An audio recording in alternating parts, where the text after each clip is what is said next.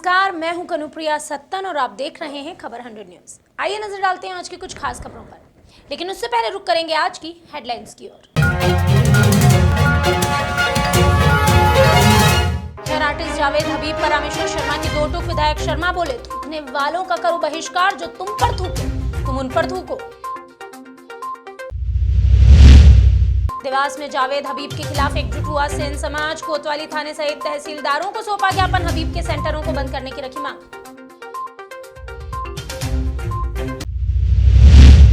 वित्तीय अधिकार पाने को संघर्ष कर रहे सरपंच। मध्य प्रदेश के सरपंचों का शासन पर आरोप। डीएसी बंद कर पंचायतों से की गई नाइंसाफी।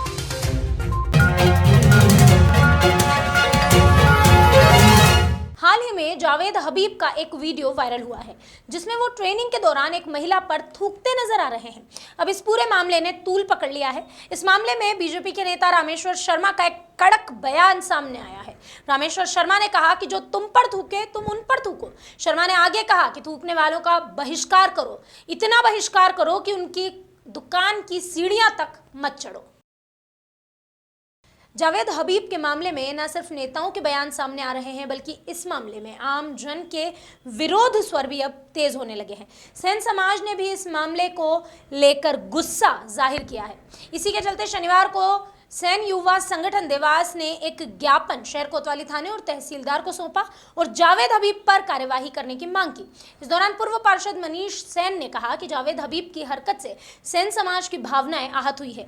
उनके द्वारा किए जाने वाले सेवा कार्य को इस ढंग से बदनाम किया गया है, इसलिए जावेद हबीब पर उचित कार्यवाही की जानी चाहिए और उन पर प्रकरण दर्ज होना चाहिए।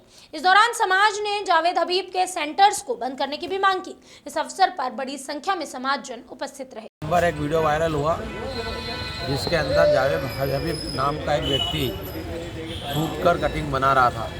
एक महिला के सिर पर उसने बहुत निंदनीय तरीके से थूका और उस पर गलत टिप्पणी करते हुए उसने सेन समाज को बोला कि मैं जिसके पास पानी ना हो वो थूक कर कटिंग बना सकता है। इस सब घटना को लेकर सेन समाज देवास में घटना का निंदनीय विरोध करा है और बहुत घटना का आक्रोश है।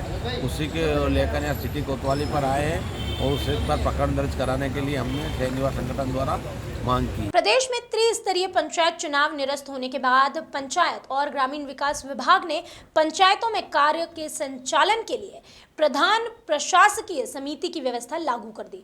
जनपद और जिला पंचायत स्तर पर भी यही व्यवस्था रहेगी। इसमें संयुक्त हस्ताक्षर से बैंक खातों का संचालन किया जाएगा। प्रदेश सरकार द्वारा जारी की गई इस व्यवस्था का विरोध शुरू हो चुका है। शुक्रवार को प्रदेश के कई हिस्सों से भोपाल पहुंचे ग्राम पंचायतों के सरपंचों ने एसीएस राजेश राजोरा और पूर्व मंत्री रामपाल सिंह से मुलाकात कर अपनी समस्याओं से अवगत कराया।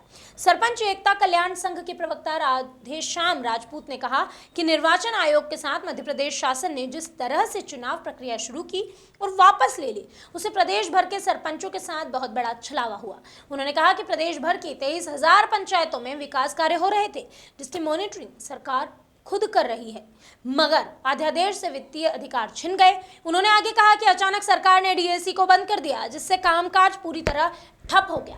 राजपूत ने कहा कि प्रदेश भर की पंचायतों में निर्माण काम चल रहे थे, जिसकी राशि का भुगतान अटका हुआ था, जिससे पंचायतों के साथ नाइंसाफी हो रही है। राजपूत ने कहा, हम चाहते हैं कि प्रदेश में लोकतांत्रिक ढंग से चुनाव हो, जिसको लेकर हम फेस करने के लिए भी तैयार हैं, मगर उससे पहले 23,400 पंचायतों को जो उलझाया गया है, उनका अपडेट होकर हिसाब पूरा होना चाहिए। लोगों के साथ ये बहुत बड़ा छलावा हुआ है। जिस तरीके से मध्य प्रदेश शासन और निर्वाचन आयोग ने चुनाव प्रक्रिया को घोषित किया, उसको वापस लिया। हम लोगों के निरंतर कार्य चल रहे थे और मध्य प्रदेश शासन के द्वारा 23,400 ग्राम पंचायतों में उन कार्यों की समीक्षा और मॉनिटरिंग की जा रही थी। हमको ये निर्देशित नहीं किया गया था कि आपको अब कार्य अपडेट करना है, आगे चुनाव आने वाले हैं। और स्वाभाविक सी बात है कि जब तक के मध्य प्रदेश निर्वाचन आयोग कोई भी कार्यक्रम को लागू करता है तो सारे कार्यक्रम को पहले अपडेट कर लेता है।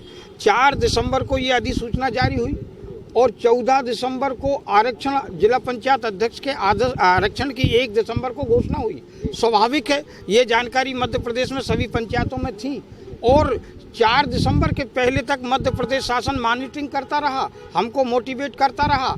उसके बाद में अचानक 4 तारीख को सरकार ने अध्यादेश लाकर निर्वाचन आयोग ने अधिसूचना जारी कर दी। और ये एक सिस्टम होता है, डीएससी के माध्यम एक डोगल बनाई गई थी जिसको तकनीकी तरीके से अपडेट किया गया था मध्य प्रदेश शासन में, जिसमें वित्तीय अधिकार का पूरा पावर शासन के पास था, एनआईसी के पास था। हम लोगों के चूँकि 4 तारीख तक कार्य चलते रहे और अचानक इन्होंने ये अधिसूचना जारी करके हमारी डीएससी को बंद कर दिया। उसके बाद में विभिन्न संगठनों के माध्यम से सरपंच एकता कल्याण संघ ने अपनी बात उठाई। पूरे मध्य प्रदेश में 50 जिलों से माननीय विधायक मंत्रियों को ज्ञापन दिया गया। 4 तारीख में माननीय एसीएस महोदय के द्वारा एक पत्र जारी हुआ जिसमें हमारे अधिकारों को डीएससी चालू करने के लिए कहा गया। वहीं नरसिंहगढ़ सरपंच संघ के अध्यक्ष खुर्शीद मेव ने कहा कि या तो सरकार तत्काल चुनाव कराए या चुनाव नहीं कराने की स्थिति में जो पहले के सरपंच हैं उनकी डीएसीसी प्रदान की जाए, जिससे गांव में जो विकास कार्य रुके हुए हैं उन्हें पुनः सुचारू रूप से चालू किया जा सके। गौरतलब है प्रदेश में मार्च 2020 में ही 22,604 पंचायतों में सरपंच और पंच का कार्यकाल पूरा हो चुका था। इस तरह के 841 जिला और 6,774 जनपद पंचायत सदस्यों का कार्यकाल समाप्त हो गया। यहां चुनाव हो जाने चाहिए थे, मगर किसी तरह ये चुनाव टलते रहे। प्रदेश भर के सरपंच अपने अधिकार को पाने की जद्दोजहद करते हुए अब नजर आ रहे हैं। हमारी सबसे पहली मांग है कि या तो शासन चुनाव करवाए तो हमें कोई दिक्कत नहीं है, और अगर चुनाव नहीं करवाती है तो जो पूर्व में जो सरपंच हैं उनको वापस उनकी डीएससी चालू करके उनको पावर दिए जाए, जिससे गांव का जो विकास रुका हुआ है या जो असुविधाएं हो रही है गांव में उनको हमारे द्वारा पीछे वापस पुनः चालू कर दी जाए। क्योंकि अगर शासन ने अभी तक 1 महीने से किसी को भी चार्ज नहीं दिया है, इसलिए गाँव के पूरे हर तरह से योजना भी रुक गई है और ग्रामीण जनता को मतलब एक परेशानी का सामना गांव की सरकार से जो उनका निर्माण जो होते थे या जो अपेक्षा रहती थी वो पूरी नहीं हो रही है। तो हमारा ये मानना है कि सरकार या तो चुनाव करवाए या फिर पीछे वापस हमें हमारा अधिकार वापस मतलब पूर्व सरपंचों को ही वापस प्रधान बना के उनको चार्ज दिया जाए।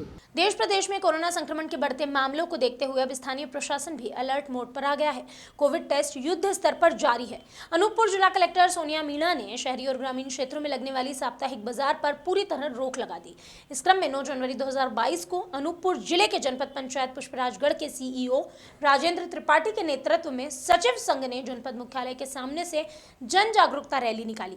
गौरतलब है यह रैली राजेंद्र ग्राम के मुख्य बाजार से होते हुए अस्पताल रोड और अन्य मोहल्ले तक गई। इसी बीच रैली में सम्मिलित हुए सचिवों ने आम जनता को कोरोना गाइडलाइन का पालन करने की भी समझाइश दी। साथ ही सड़कों गलियों में बिना मास्क घूम रहे ग्रामीणों को सचिव संघ के द्वारा मास्क भी बांटे गए।